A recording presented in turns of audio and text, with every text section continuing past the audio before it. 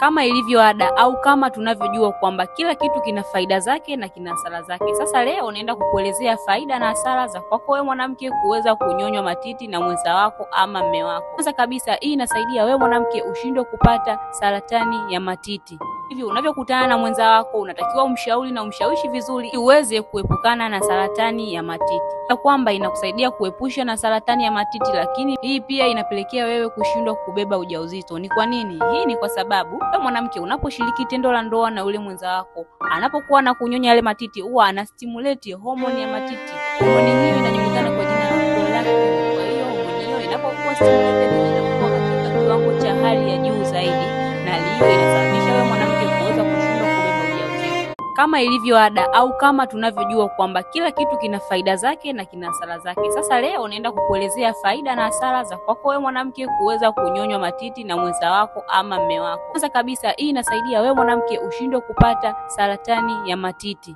Hivi unavyokutana na mwenza wako unatakiwa umshauri na umshawishi vizuri uweze kuepukana na saratani ya matiti. Na kwamba inakusaidia kuepusha na saratani ya matiti, lakini hii pia inapelekea wewe kushindwa kubeba ujauzito. Ni kwa nini? Hii ni kwa sababu wewe mwanamke unaposhiriki tendo la ndoa na ule mwenza wako, anapokuwa na kunyonya yale matiti, huwa anastimulate homoni ya matiti. Homoni hiyo inajulikana kwa jina la prolactin. Kwa hiyo homoni hiyo inapokuwa stimulated